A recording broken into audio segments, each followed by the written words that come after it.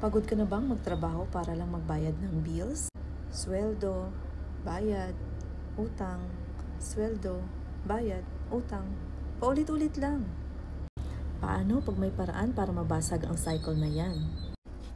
Let's talk about financial freedom. Ano nga ba yung financial freedom? Ito ay ang estado ng buhay kung saan hindi mo na kailangang magtrabaho para mabuhay. Kasi ang pera mo mismo ang magtatrabaho para sa'yo. Ibig sabihin, wala kang utang na pinoproblema gabi-gabi. May pasok na income kahit natutulog.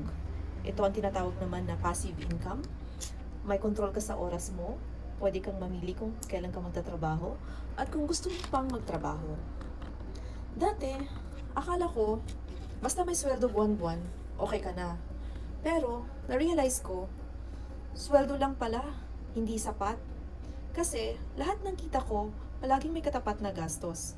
Walang natitira, may emergency, swipe, may gusto, kaskas ang credit card, tapos bayaran, hulugan, paulit-ulit.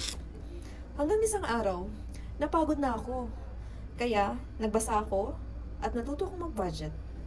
Nagsimulang mag-invest at kahit maliliit lang. Nagbenta din ako online. Nagtry ako ng digital products. Nagtry din ako ng e-commerce. Unti-unti, hindi biglaan. Naramdaman ko yung kaginhawahan ng passive income. Ngayon, hindi man ako financially free, pero alam kong papunta na ako doon. Kasi nagbago na yung mindset ko tungkol sa pera. So, kung pagod ka na sa cycle ng paycheck to paycheck, maybe it's time for you to ask yourself, paano kung gusto kong mabuhay bukas? Kasi kung gusto mong maiba naman ang buhay mo, kailangan mong baguhin ang pananaw mo sa pera ngayon.